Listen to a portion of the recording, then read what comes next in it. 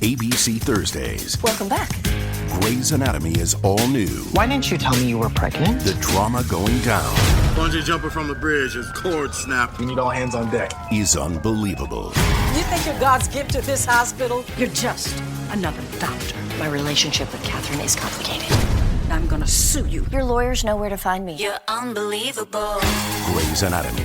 All new Thursdays, 10/9 Central on ABC and stream on Hulu. My dad works in B2B marketing. He came by my school for career day and said he was a big ROAS man. Then he told everyone how much he loved calculating his return on ad spend. My friends still laugh at me to this day. Not everyone gets B2B, but with LinkedIn, you'll be able to reach people who do. Get a $100 credit on your next ad campaign. Go to linkedin.com/results to claim your credit. That's linkedin.com/results. Terms and conditions apply. LinkedIn, the place to be, to be.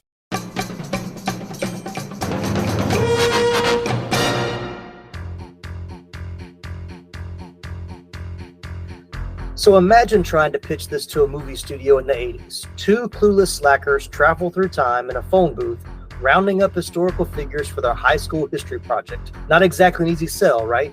But what started as a quirky stand-up routine from college pals Chris Matheson and Ed Solomon turned into a surprise hit.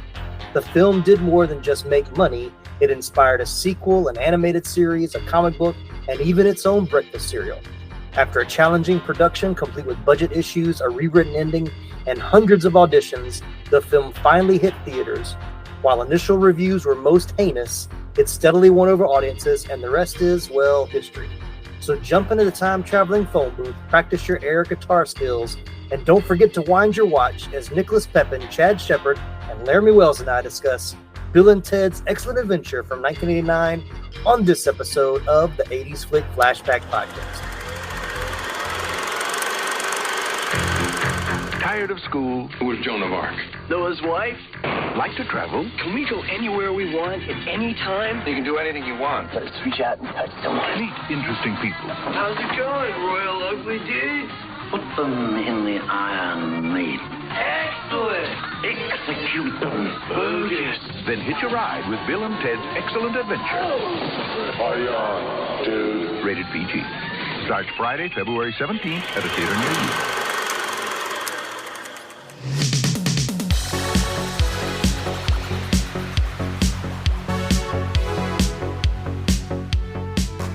I'm Tim Williams, the mastermind behind the mic at the 80s Flick Flashback Podcast.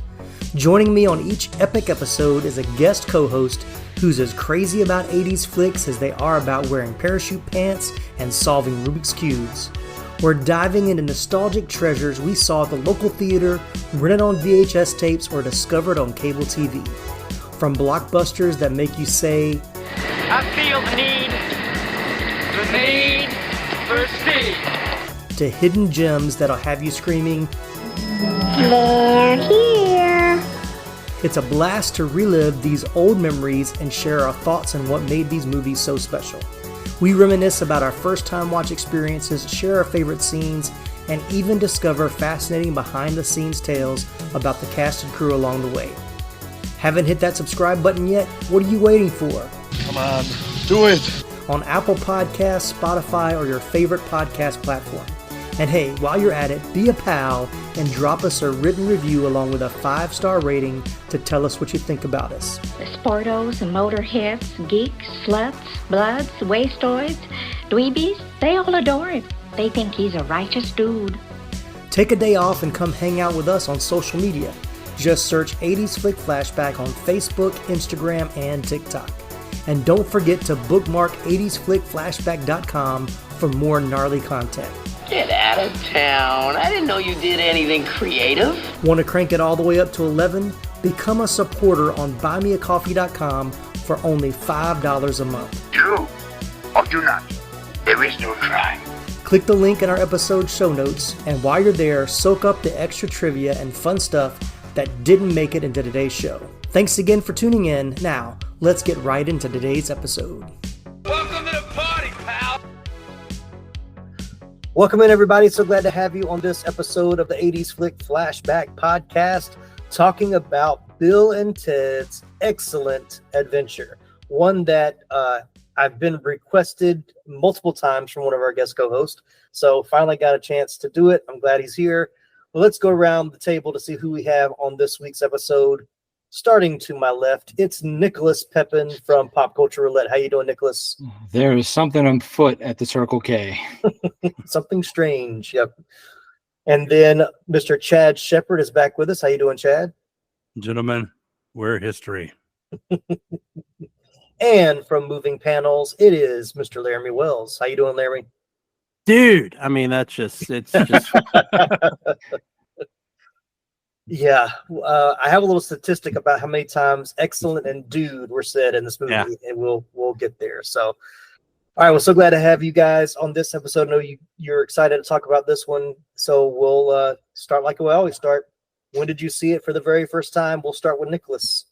Well, I saw it for the first time on VHS. We rented it, and it was just much like Back to the Future. Like I've it just as soon as I saw it for the first time, it's just been in constant rotation ever since. Like I saw it probably at an age where it was, well, in 88 I would have been 10, so 10, 11 years old when I saw it for the first time.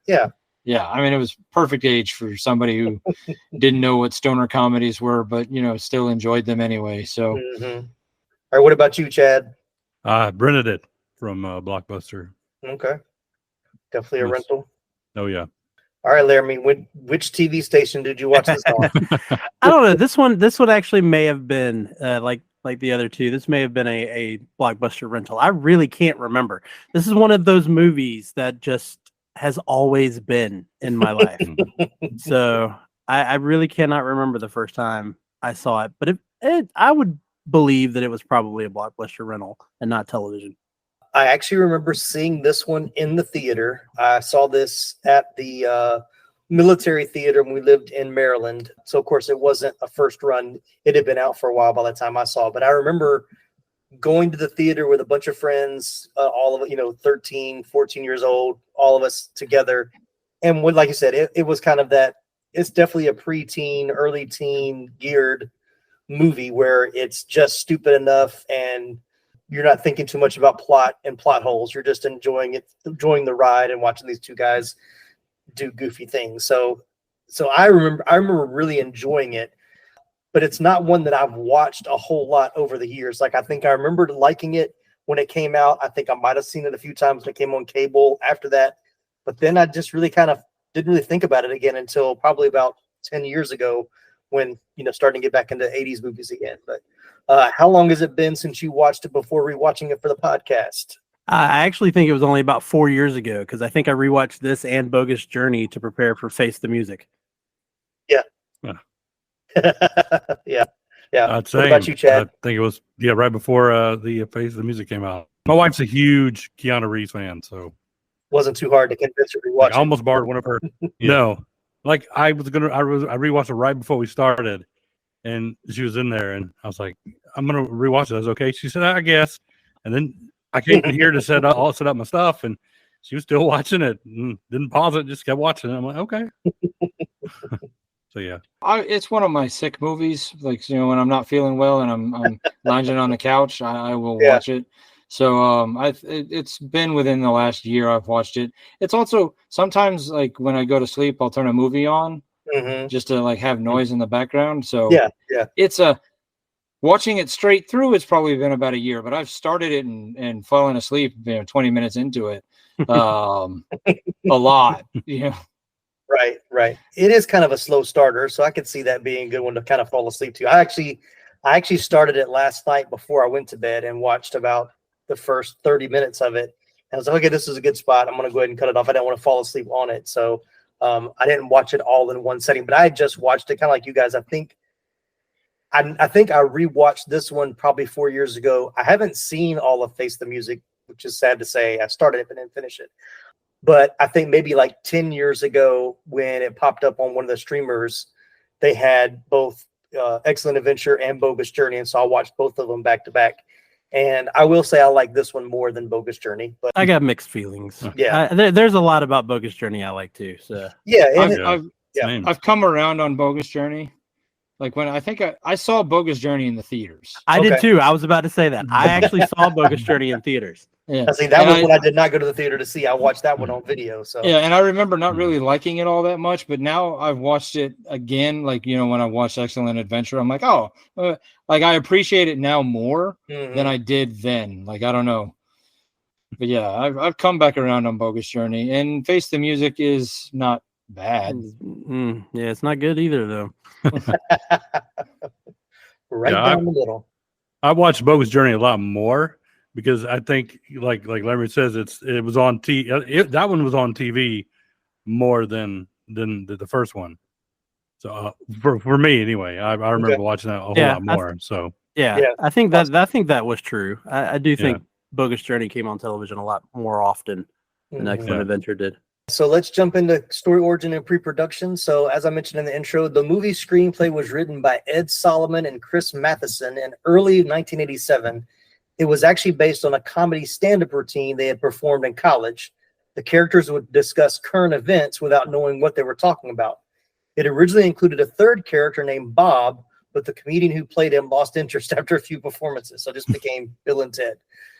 Director Stephen Herrick thought the screenplay was very funny, but he knew that because some of the humor was aimed at a specific audience, the film might be either a big hit or a big failure.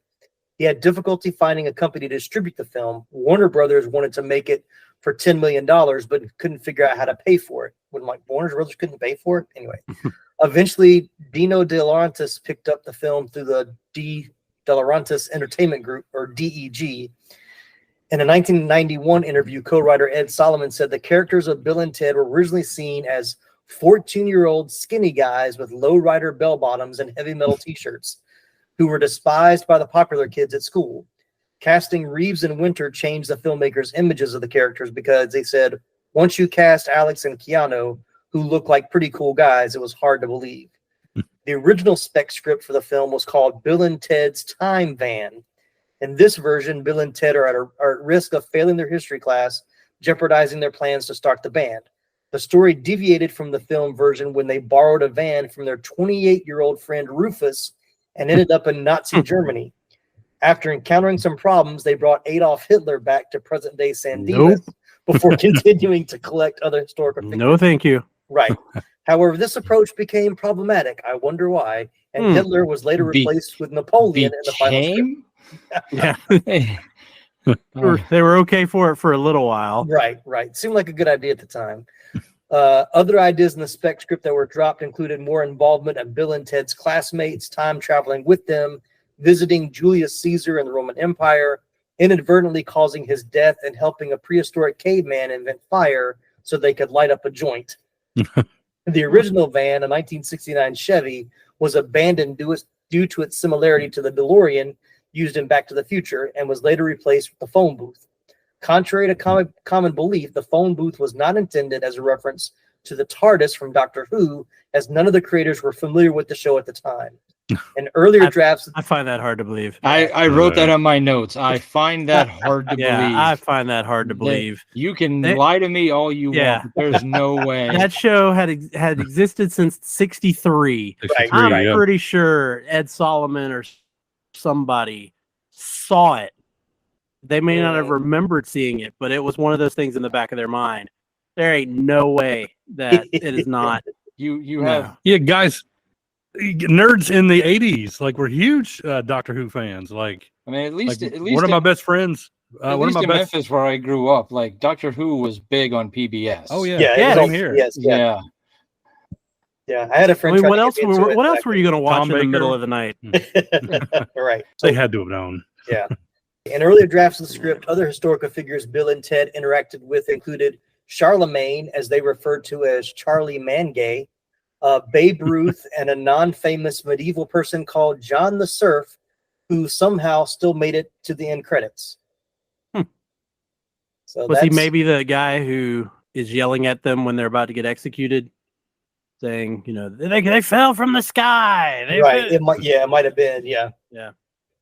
I'll get into some deleted scenes that Alex Winter talked about in an interview that he's pretty sure have been lost forever. He did find some pictures that he posted online about a year or so before Face the Music came out. He was going through some old stuff. And now, these messages. 911, what's your emergency? Oh my God, bees. You said bees? ABC Thursdays, 911 is all new.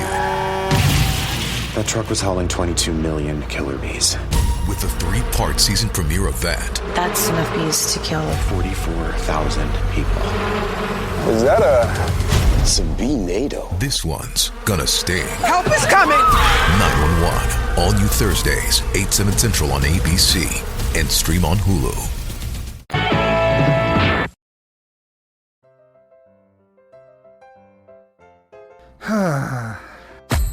What seems to be the problem, pal? There's just so much pain in the world, so many issues. I don't think I can bear it. Hell, friendo, it sounds like you could use a dose of pop culture roulette.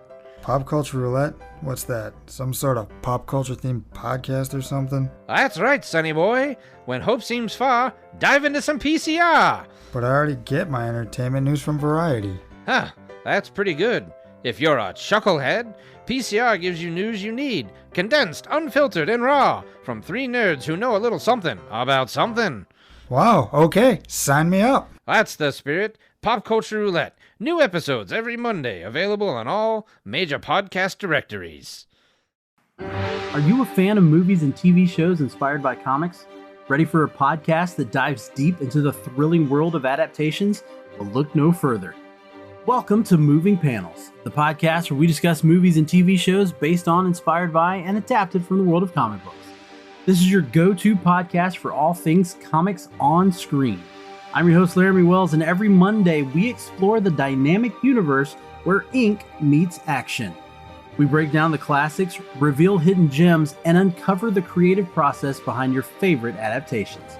Subscribe to Moving Panels now on your favorite podcast platform and join us on this epic journey through the pages of comics and onto the big screen.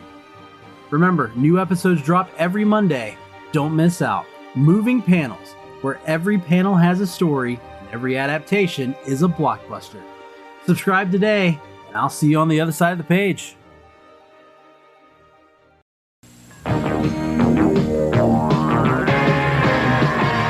So Herrick screened between 200 and 300 actors for the main roles, asking actors to try for both parts during auditions. Pauly Shore and Gary Riley were among the hundreds of actors considered for the role of Ted, while Matt Adler, River Phoenix, and Sean Penn reportedly auditioned for Bill.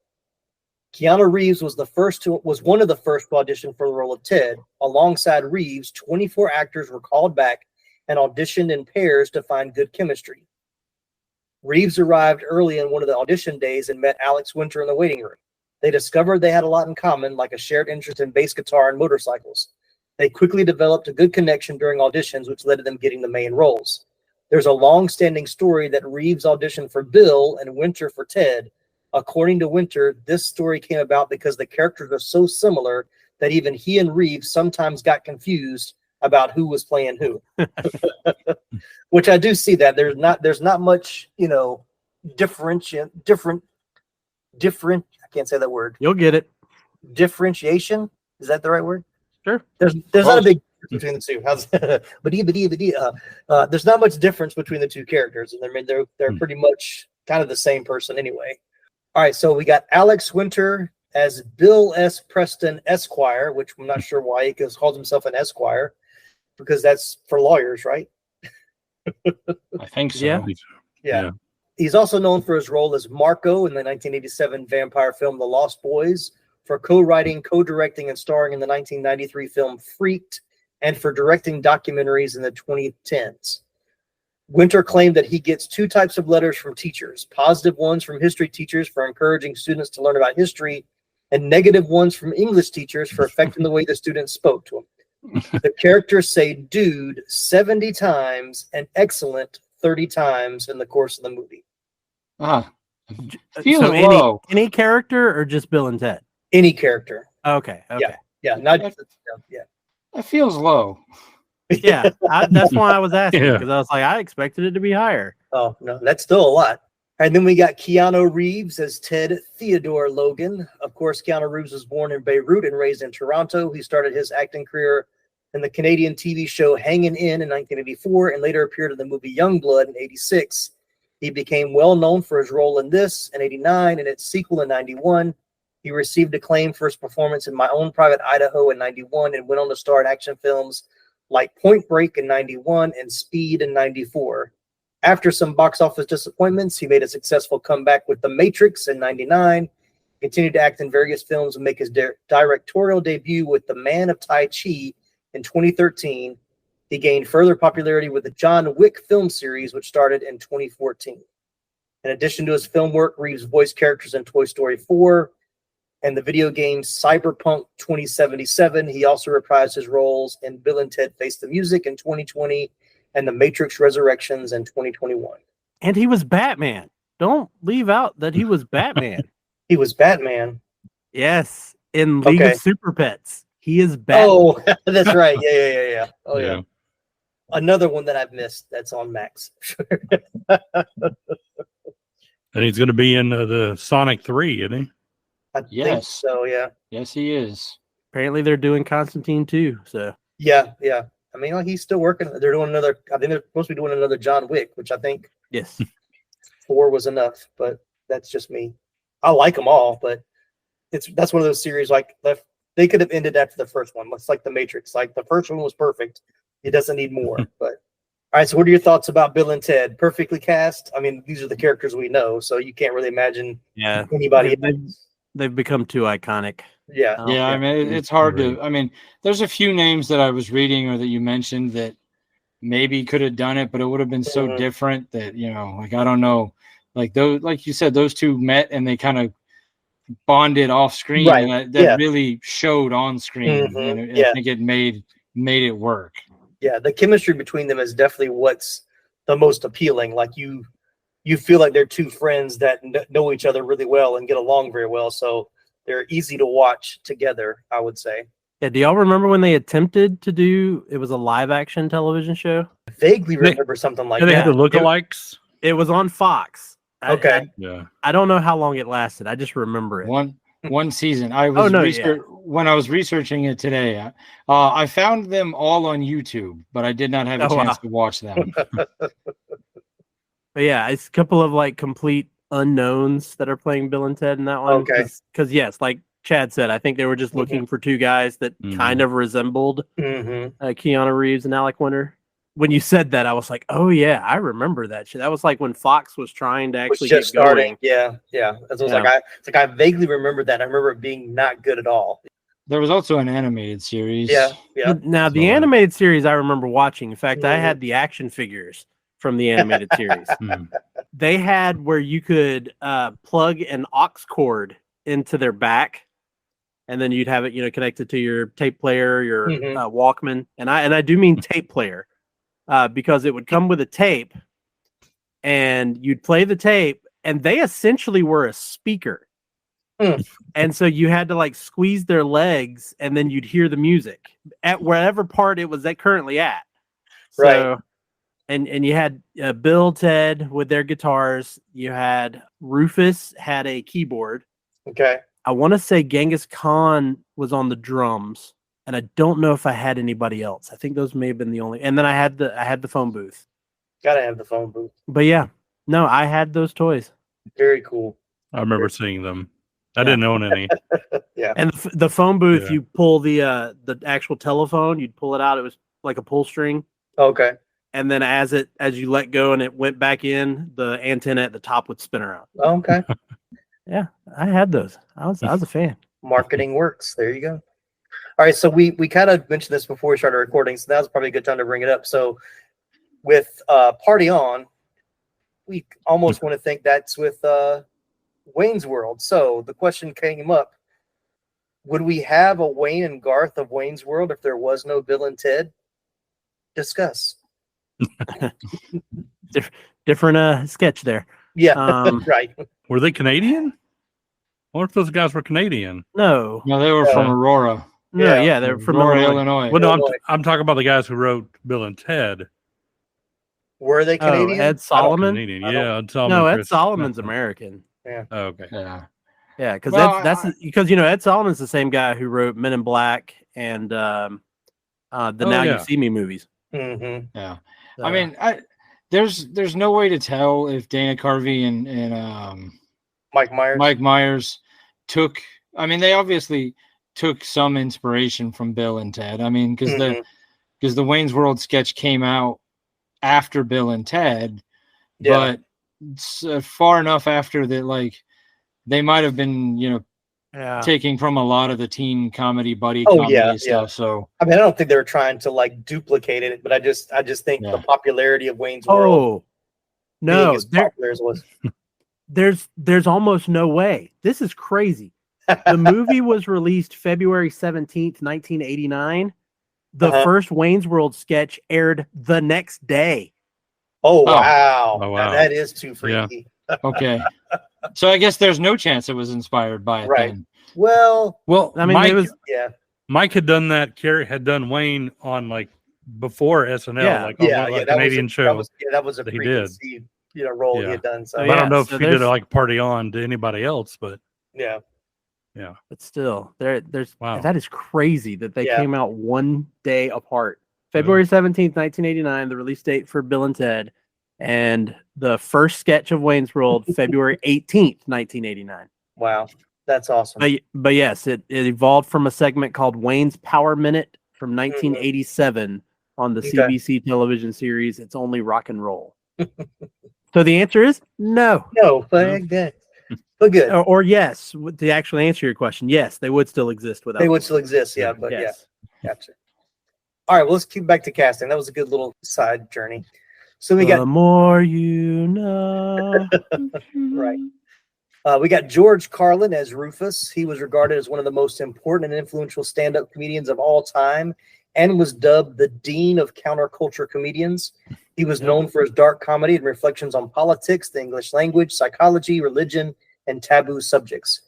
He co-created and starred in the Fox sitcom The George Carlin Show from 94 to 95. He's also known for his film performances in Car Wash in 76, Outrageous Fortune in 87, The Prince of Tides in 91, Dogma in 99, Jay and Silent Bob Strike Back in 2001, Scary Movie 3 in 2003, and Jersey Girl in 2004. He also had voice roles in Tarzan 2, in Cars, and as Mr. Conductor on Shining Time Station, as well as narrating the American dub versions of Thomas and Friends. I totally forgot that he was on Thomas and Friends until you said that. Mm-hmm.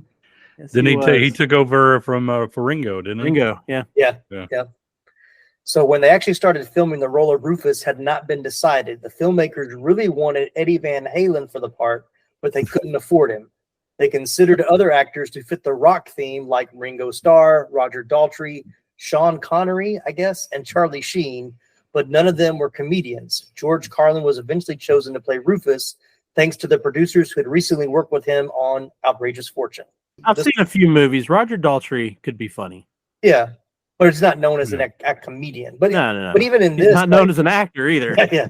But I mean, you think about Rufus's role; he's not really cracking a lot of jokes. It's not a very comical role. It's a very straight man role. Yeah, very straight man role. But yeah. Yeah. But we'll find out later. This movie was actually filmed in '87, but didn't get released until '89, and we'll talk about how that all came about. So I'm not going to do each person because in the cast of all the historical figures, because most of them, when you go to the Wikipedia page, it says most known for playing this character in Bill and Ted's Adventure. Like they didn't really have anything else. What about Joan of Arc?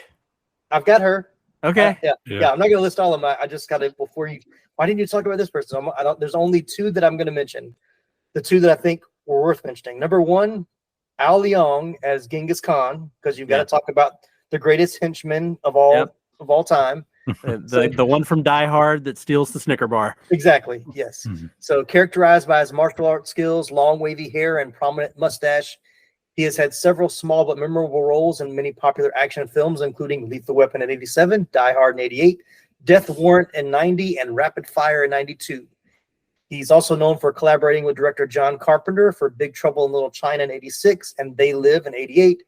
In 2014, he was inducted into the Martial Arts History Museum Hall of Fame.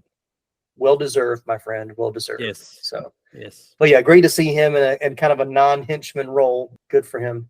And then we've got Jane Wiedlin as Joan of Arc. She is an American musician, singer, and actress known for her role in the band The Go-Go's and the hit songs like We Got the Beat, Our Lips Are Sealed, and Vacation. As a solo artist, her song Rush Hour reached number 9 on the Billboard Hot 100. As an 80s actress, she also appeared in the film Clue as the singing telegram girl. Oh, yeah. Yep. So there you go. Those are only 2 historical figures that I'll bring up. So the rest of them are pretty much just that guy. It's like, oh yeah, that guy. Yeah. Oh yeah, that guy. Most of them were like known for either like British TV or European. They were more European actors, so they weren't very well known in the United States. So then we've got Bernie Casey as Mr. Ryan, the history teacher. Of course, we talked about him recently, but I'll bring up this again. He excelled in track and field and football and attended Bowling Green State University on an athletic scholarship. He went on to play wide receiver for the San Francisco 49ers and Los Angeles Rams before returning to his alma mater to get a master's degree in fine arts, his true passion. In 1981, he played a detective opposite Burt Reynolds in the feature film Sharky's Machine. In 1983, he played the role of CIA agent Felix Leiter in the James Bond film Never Say Never Again. He also appeared in comedies such as Revenge of the Nerds and Spies Like Us. And of course, he hysterically played a version of himself and other football players turned actors in Keenan Ivory Wayans' 1988 cult classic, I'm Gonna Get You Sucker. So, yeah, good old Bernie Casey. He was good. He was good in this. Then the last ones I'll mention, I have to mention Miss Diane Franklin as Princess Joanna, because she was my very first interview I had on the show. Her breakthrough role was as Karen in the 1982 teen drama film The Last American Virgin. That same year, she played Patricia in the horror film Amityville 2, The Possession. She was given top billing in their next film, the 1984 comedy Second Time Lucky, and then played French exchange student Monique in the 1985 comedy Better Off Dead, which is probably what she's most known for. She appeared as an extra in guest roles in TV shows such as Charles in Charge, Matlock, Murder, She Wrote, and Freddy's Nightmares. Shout out to Diane Franklin. She did, if you want to go back and listen to the interview, she does talk about the time she was filming with Keanu and Alex for the movie and how much fun she had with them. And she recently just posted a video or some pictures where she just reconnected with Keanu Reeves that I guess his band was playing somewhere. She went to see him and they got to talk. They had not talked since they filmed the movie. So it was her first time getting back and talking with him and said it was a great experience. So isn't she in Face the Music? Nope. Only 4 people from the original are in Face the Music. His dad, Missy, and of course, Alex and Kim. Oh, yeah. Thinking of Missy. Much like the Vacation series, the princess is changed in every movie. Yeah. Right. I do have a question. Sure. At the end, and I don't know which one Miss Diane Franklin was. I mean, she's the dark haired, the brunette. Yeah, brunette. Yeah. Yeah, but when they came back at the end of the movie, they both were like kind of blondish, weren't they? No. Her hair was a little lighter because the way she had it. Oh, she had it down. Yeah. If you've seen Better Off Dead, you know what Monique. Oh no, I know what she looks like. Yeah. But I was a little worried. The first girl says, Rufus took us to a thing called the Mole. Right. Very very British thing, British accent. Yes. The next person said, and it gave us credit cards. Mm-hmm. And I'm like, what happened to your accent? Oh, yeah. Yeah. Notice I didn't mention the other princess's name because she really didn't do anything else. No, I think that was the other actress. Yeah. Yeah, it was. The one that did the credit cards line was the other actress. So yeah. Is it bad that I always think that she's the same woman who played April O'Neil in Teenage Mutant Ninja Turtles? I could see that. They kind of favor each other. So that actress's name was Kimberly Cates, just in case you want to know. I thought the actress who played Missy was Rebecca De Mornay for years. Oh, really? I did not know it was not her. Well, I know that now. Amy Stouch. Yeah. I don't know how to pronounce her name. Well, I know that now. Yeah. She did a bunch of TV, but this was the only movie I think she was in, or one that was. She was in Summer School. Was she in Summer School? Oh, yeah. Yep. She was one of the lesser students, but she was in Summer School. Gotcha. Okay. Hey, come on, Tim. I did that movie with you for your show. It was only 3 years ago. I should remember that, right? Yeah. But I did note that both of the actresses that played the princesses also read for the role of Missy, and Diane Franklin read for the part of Joan of Arc as well, which I remember her talking about that. That was the role she was really going for, but ended up getting the princess instead. So And then I'll bring up the 3 most important people in the utopian society were envisioned to be portrayed by the band members of ZZ Top. However, Solomon had connections with the E Street Band, the Tubes, and the Motels, and were able to get Clarence Clemens, Fee Waybill, and Martha Davis, respectively, for the roles of the quote-unquote most important people. Oh, that's why he looked familiar. Yeah, I never Clemens. bothered. I never bothered to look up who he was, but every time I was like, "What else do I know him from?" Yeah, I knew him as a musician. E Street Band. Yeah, I said that yesterday, and then I looked it up and found out, oh, it's him. Yeah, and I was like, well, who are the other 2? And then I looked it up. Okay, well, they're lead singers of these other bands. I didn't look up the other 2. So the film's writers Solomon and Matheson appear in the film's ice cream scene as the stupid and ugly waiters, respectively. Ziggy Piggy, Ziggy Piggy. Yeah, Ziggy Piggy. And then when Rufus plays his guitar solo, the hands in the close-up are those of Stevie Salas, who composed the film's guitar music, which I knew, even when I saw it in the theater, I knew that was somebody else playing the guitar. Anytime you do a close-up of the face that's looking like it's playing, and then the close-up of the hands, you know it's not the same person. Oh, but that close-up was literally like just above where the the guitar should be. Right. To make it as close to, we want you to believe this is possible. Right. And I'm like, you're not showing us the guitar. The faces George Carlin are making. Yeah. An actual guitarist wouldn't be making. Right. All right. Well, that's the cast. Anybody else that I didn't mention, or anybody you want to bring up that was worth mentioning? Or once again, did I mention more than I should have? Stan Demas high school football rules. And now these messages. What's up, dudes? I'm Jerry D of Totally Rad Christmas, the podcast that talks all things Christmas in the 80s. Toys, movies, specials, music, books, fashion, and fads. If it was gnarly during Christmas in the 80s, he's got it covered. Wait, is there a lot of things to talk about for the 80s and Christmas? Well, you got the movie giants like Christmas Vacation, Scrooged, and A Christmas Story. There are TV specials like Muppet Family Christmas, Claymation Christmas Celebration, and a Garfield Christmas special. Plus classics shown every year. You also jam out to Last Christmas, Do They Know It's Christmas, and Christmas in Hollis. But most of all, it was a time for the most bodacious, best-selling Christmas toys ever, like He-Man, G.I. Joe, Transformers, and Cabbage Patch Kids. Yes, them too. We cover them all, plus much more, including standard segments like Hap Hap Happiest Memory, Gag Me with the Spoon, The Other Half of the Battle, and Chant with the Littles. So tune in to Totally Rad Christmas everywhere you get your podcasts. Turn the clock back and dive into those warm and fuzzy memories. Later, dudes. Hey there, fellow 80s movie aficionados. Are you ready to embark on a nostalgia-filled journey to the greatest era of cinema? Then look no further than the Retro Life for You 80s Movie Podcast. Join us every week as we rewind the VHS tapes, dust off those Betamax classics, and dive headfirst into the neon-soaked, totally tubular world of the 1980s movies. From the Brat Pack to action heroes, we've got it all covered. Breakfast Club, Ghostbusters, E.T. and Indiana Jones, and more. It's like a trip in Doc Brown's time machine, but without the DeLorean. So whether you're a die-hard 80s film buff or just curious about the cinematic gems of the past, Retro Life for You is your ticket to the ultimate movie time warp. Follow us on Instagram and Facebook at Retro Life for You, and we can be found anywhere you listen to your podcast, as well as on our website, www.retrolife4u.com.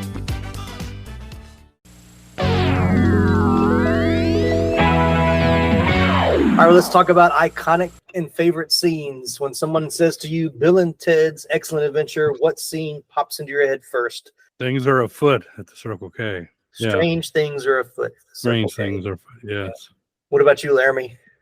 I mean, it's the final. It's the history project. It's that's always, I think, it with me. Other than that, maybe the Ziggy Piggy with Napoleon, or pretty much any of the stuff with Napoleon.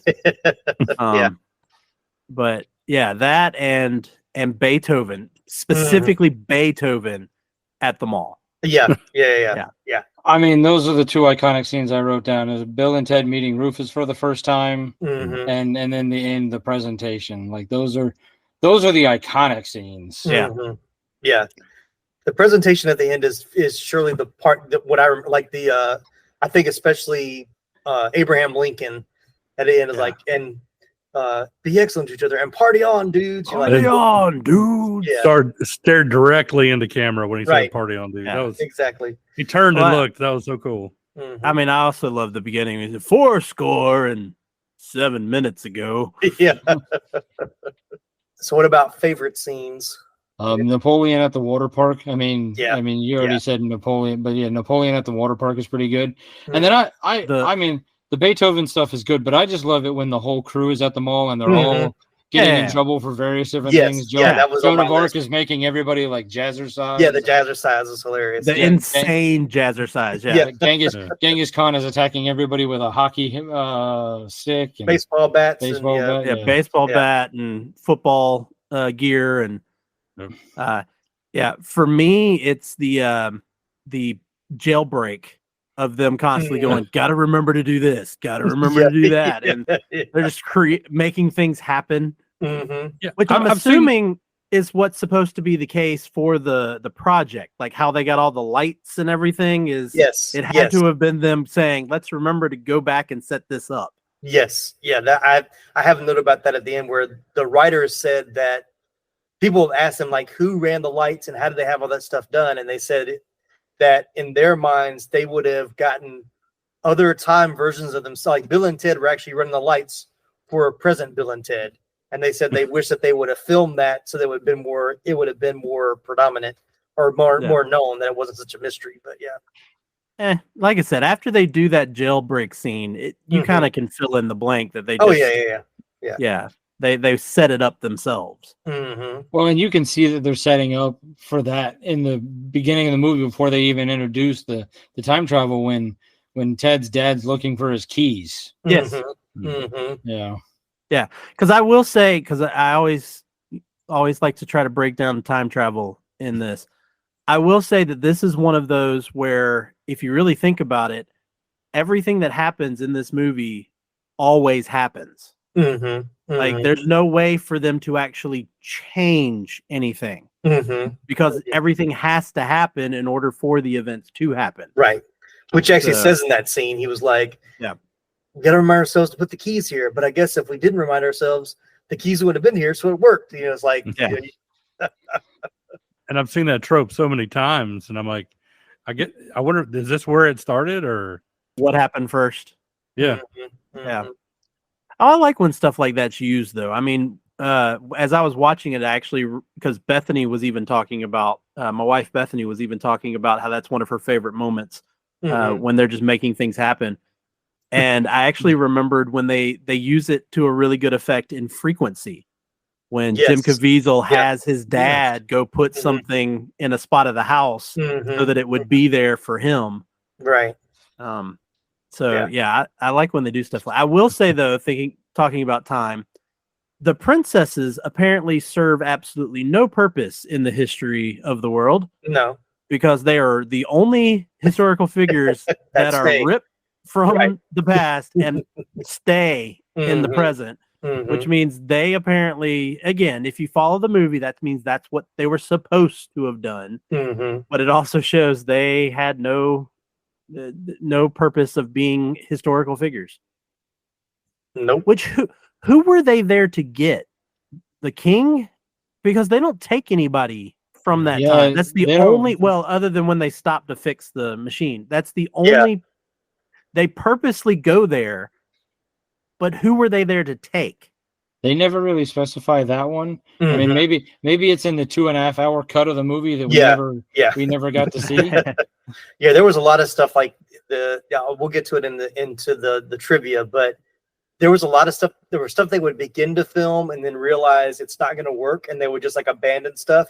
And Alex Winter said he actually like applauds whoever had to edit the movie to like have it make sense. But he can see a lot of continuity errors where, oh, we filmed this scene to do this, but we didn't finish that plot. So they retconned it, or they placed it here. Like I think they were even talking about, and this is Alex Winter talking. He said there's a scene where I'm fixing the phone booth in the prehistoric time, and all the characters are eating pudding cups, and that used to be a really elaborate running joke about pudding cups through the whole movie. But that was all gone. So there are a handful of strange continuity jumps in there that allude to ideas that were tried that just didn't work.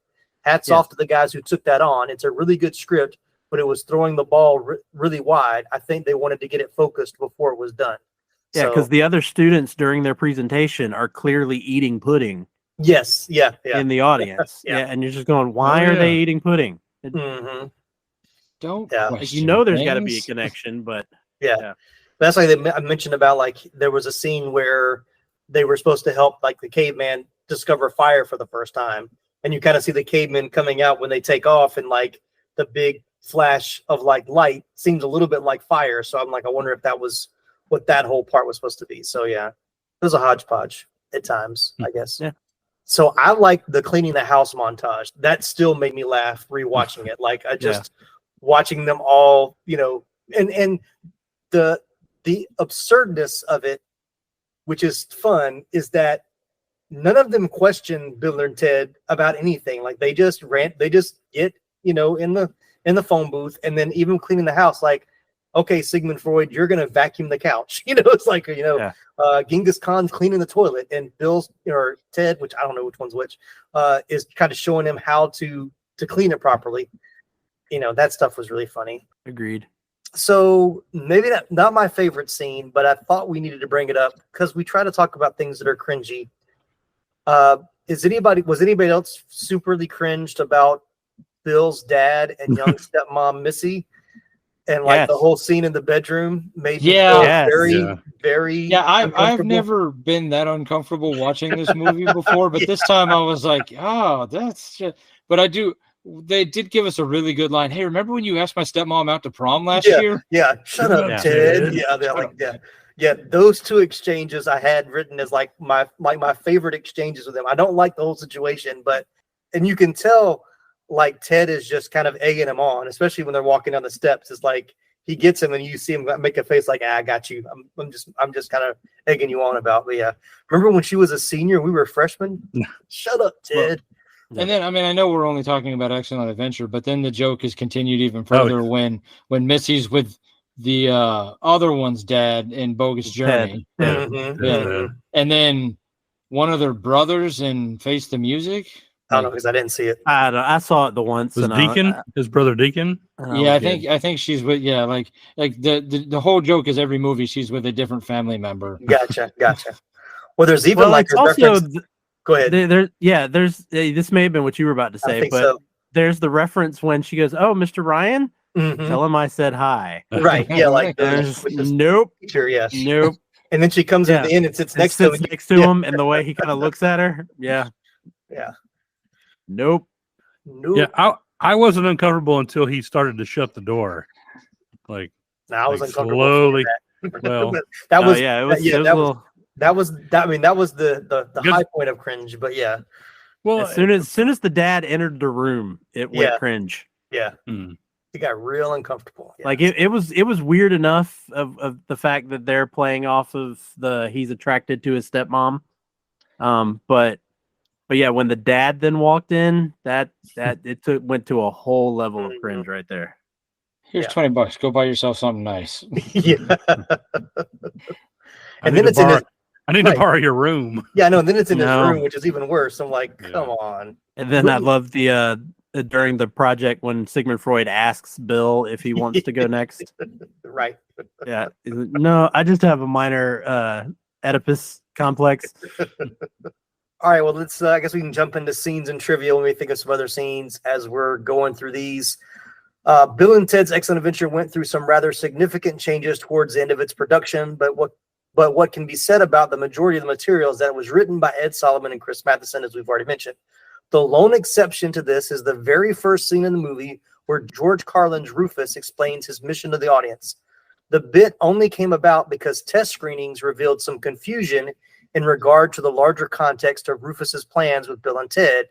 So, according to Solomon and Matheson, George Carlin wrote the material himself.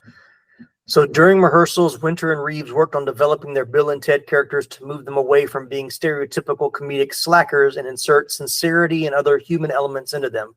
They developed mannerisms outside of the script, influenced partially by British comedians like Peter Sellers and like Spike Milligan, The pair kept to the dialogue written by Solomon and Matheson, with Winter calling it very floral, so paradoxical to how you think dumb Valley guys would speak. Which, if they're borrowing from British comedians, only leads credence to the fact that they absolutely got it from Doctor Who. Yep, there it is. Telling on themselves. Right.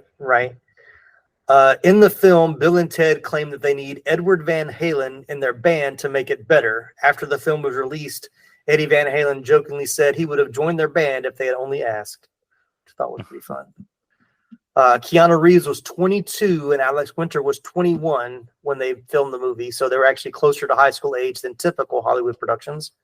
With Nicholas on this episode, who had to bring that up. I read a lot of stories about the phone booth itself, that in filming, it was known as the death box because cramming all of the people into it, it gave off a very bad scent. It was like, musty and smelly. And then because for the scenes where they're like in the time tunnels or whatever, it was on the hydraulics. So they were constantly being like jerked around in the phone booth. So they were not fans of it at all. All right, so let's talk about deleted scenes. So like I said, I mentioned this earlier, Alex Winter did an interview and he talked about some of the things that were cut. He said the opening of the film and the very ending of the film both changed from what was originally scripted to even what we shot. The opening was an almost surreal rock number where Keanu and I are at the bus stop waiting for the school bus in the morning, and we start to air guitar and rock out, and it turned into a whole dance routine. Then it ends up with us kind of getting into a skirmish with the school jocks, and you meet our characters that way. All of that stuff was shot, and none of it made into the end of the film. So he talked about, they never really call themselves stoners, which I don't think they really were. Like this incarnation of them wasn't, but they were kind of like the outcasts, and so you had the jocks that would pick on them. But the writers decided when they kind of saw it was kind of coming together, like, well, we don't want to be the stereotypical, jocks versus this kind of a story. So he ended up just scrapping all that altogether. So he was saying the thing that evolved as the film was being made was this idea of us being these unflappable, very positive, very sincere guys who are less like geeks and outcasts and more like 9-year-olds in the body of 16 and 17-year-olds, just very childlike. And I think that these two childlike characters in their own world was what the thrust of the movie became. He said, we shot a whole ending that got cut, and then we shot a prom scene and a bunch of others that got cut. There have been photos floating around of us in tuxedo shorts from the prom scene, and we shot a classroom finale that got moved to a much bigger venue. So yeah, they did talk about, like, originally they were back in the classroom giving their presentation, and it was just each person, each historical figure coming up and like talking. And like 3 or 4 days into filming that, the producers are like, this is boring. It's boring. It's like flat. So they decided to do the big auditorium and did all that instead. So which I think made it better. Yeah. Much less believable because I would say it made it better, but it did. Like, I don't know about you guys, but I don't remember ever having to give a presentation in front of an entire auditorium, right? Like after hours, right? And it's 2:45. Oh, it's 2:45. It's not necessarily after hours. Right. Yeah, but 2:45. But like, they obviously don't have any other school that day because they don't show up until right before the time for their presentation. So, which is why I always felt it was weird that they were like up all night, but then also the whole half of the next day. Yeah. So, well, that's why you actually see before the presentation starts, even before it's 2:45, while the other guy's presenting, he's already giving them an F because they're not there. Like he already knows they didn't come to school. Right. And so he's already given them the F. I'm fine with the fact that they didn't go to school that day. And they just show up for that. I don't disagree that it's kind of unbelievable, but at the same time, I have known certain levels of classes that students that are in that class, like all students that are in that particular class, get to miss other classes in order to be a part of some sort of presentation or some sort of event that happens at the school. I probably only did it once. My language arts class in high school, while we were studying Great Gatsby, we ended up putting on this whole 1920s party. And we pretty much got a day where we were in this little courtyard at the school, and it was all set up. We were all dressed up, and it was just to do this, Great Gatsby party in essence. And so that was kind of our big, project or whatnot for that class, for that little section. So I don't think it's too far-fetched.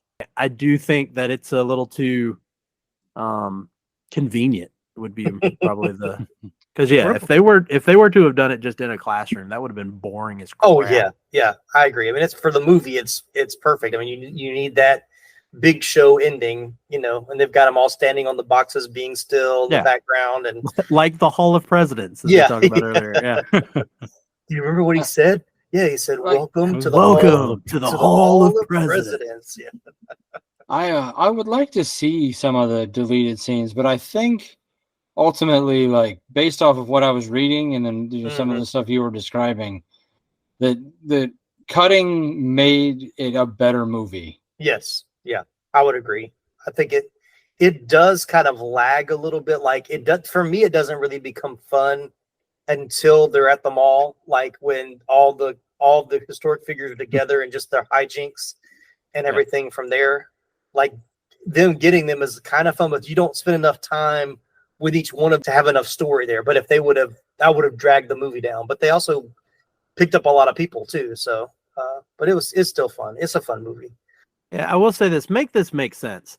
If I don't know if I can, but go ahead. If Napoleon somehow gets lassoed by the electricity and pulled in from, we have no idea how far away he was, because he had just used a spyglass to see them. He couldn't have moved that far towards them, especially if he had just talked about, killing them. So how does he get roped in and pulled in?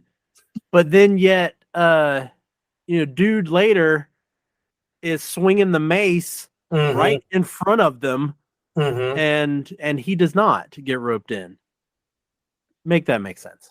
Magic. Yes. There's logic and there's cool, and logic. There was an explosion that threw Napoleon toward. This is not explaining it whatsoever, but there was an explosion and he flew. I get that. Toward the. But if the he phone was booth. far enough to have to need a spyglass to see them, and even through the spyglass, he wasn't like right up in their face. Like he still sees the full phone booth and all that. So from that distance, I don't care what explosion launched him. Like he would not have flown that far. Magic. Yeah. Yeah, and I know it's there to kind of have a side story, but why leave Napoleon there to then make sure everybody else, they have to stay in the phone booth the whole time picking other people up? Which they can't all fit when they're ring through the time circuits. But when they get to the Circle K, they are apparently all standing up inside. Yeah, they fit just fine. And then, of course, at the end of the project, they all get back in. Right. Like, how in the world are you pick? Yeah. There you go. It's the TARDIS again. It's bigger on the inside. Yeah. You explain almost a dozen people fitting inside of a phone booth. Well, then why were they stacked up going sideways, hanging out of the door, too? Yes, because they were making the assumption that they couldn't all fit, but then they. Immediately after that, they end up at the Circle K, where you clearly know they all have to be in there. But the part when it's going where it's tilted and Bill and Ted are standing outside, that's so that we can see their conversation. We wouldn't want to see their conversation all smushed up in the. That's just. Well, they also you had to have a way for them to find out that the antenna was broke. Yeah, that too.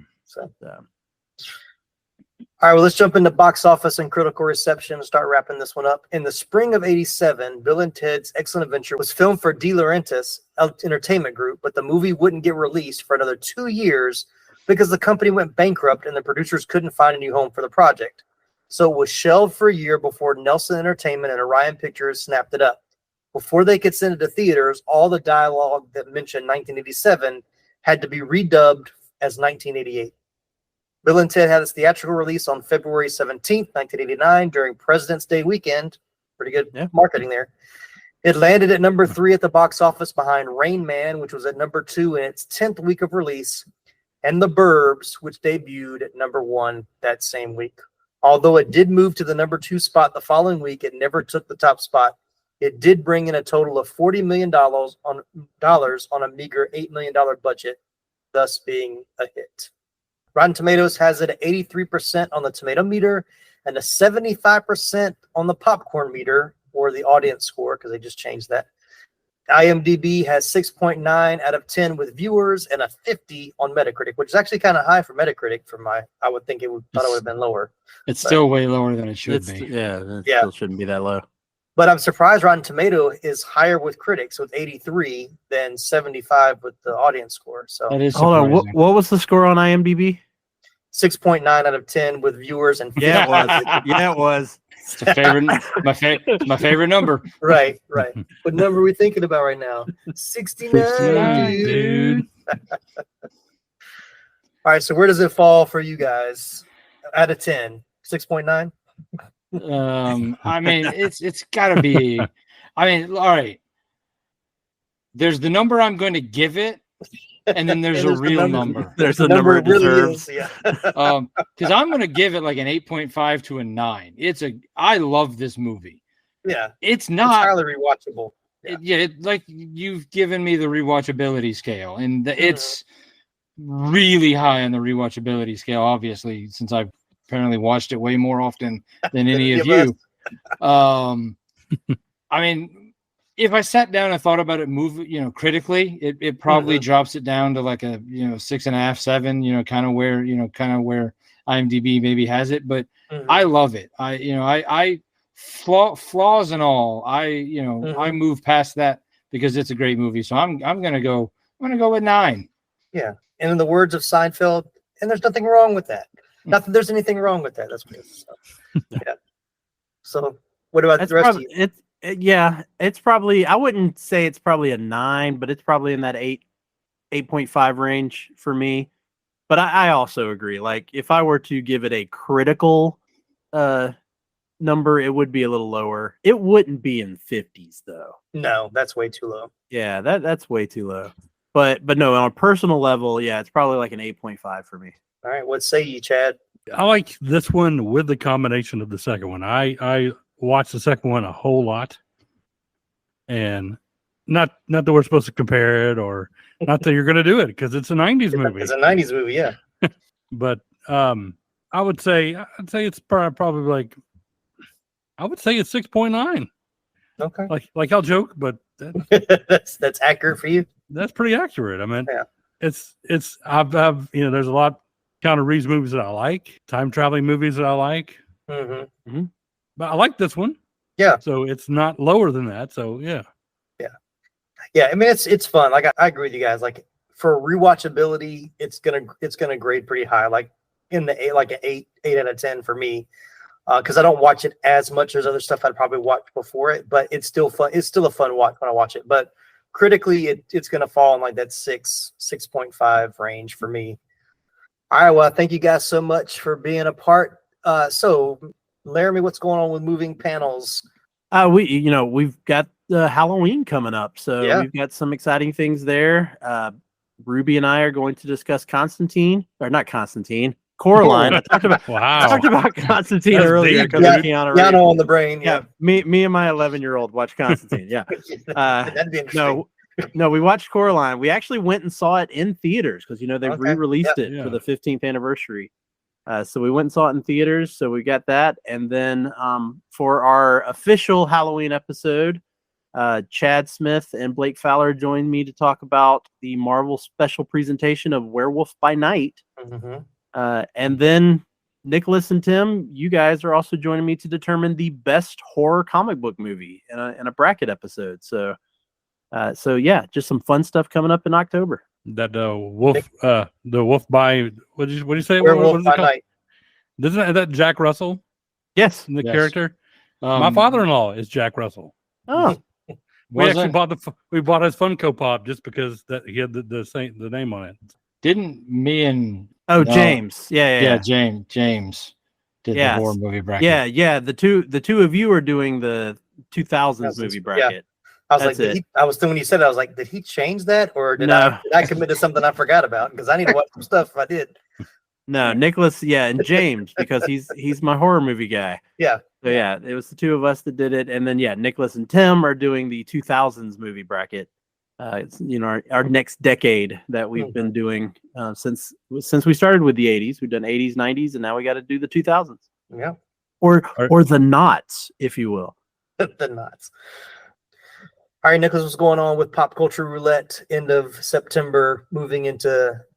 I know you got 31 for 31 in October. We got 31 for 31 about to kick off. We're gonna review some movies. We got some deep dives into different Halloween topics. We got just some like little mini documentaries on like food reviews and yard decorating and just some different random spooky content every day of the month for October. So some of it's going to be full-length episodes. Some of it's going to be like little 5-minute YouTube clips, but we're going to hit every day. So hopefully you join us for that and get going. Enjoy the Halloween season. Mm-hmm. Very cool. Yeah, and definitely if you're a big fan of comics and Marvel, then you want to check out the episode they dropped a couple weeks ago with Nicholas, Laramy, and Jerry D, where they talk about the future of Marvel and where it might be going. So that was a cool episode. Listen to that one this week. So good job. All right, and this is our last episode for September. So we move into spooky season in October. So coming up next is Beetlejuice, because Beetlejuice came out a couple weeks ago. So we're gonna. Oh no! You said it 3 times. Oh no! So we'll talk about the original, and then we're gonna do Poltergeist. Will be our Halloween episode, and then I've got another bonus forgotten 80s horror flick that we're gonna pepper in the middle of October as well. So be on the lookout for that. But thank you guys so much for joining. Thanks everybody for listening. That's a wrap on this episode of the 80s Flick Flashback Podcast. If you enjoy the trip down memory lane, we'd love it if you leave us a glowing 5-star review on Apple Podcast. And don't forget to follow or subscribe so you never miss out on more awesome 80s movie fun. Got a favorite flick you want to talk about or a question for us? Hit us up on Facebook, Instagram, or TikTok. We love hearing from fellow 80s movie fans. If you want to go the extra mile, you can help support the show at buymeacoffee.com. Every little bit helps, and even $5 a month goes a long way. Don't forget to swing by 80s Flick Flashback or our TeePublic store for some rad 80s Flick Flashback merchandise and original designs. And we just started putting our episodes on YouTube, so definitely check out the episodes on YouTube as well. Thanks again for tuning in. I'm Tim Williams from 80s Flick Flashback Podcast. Be excellent to each other and party on, dudes!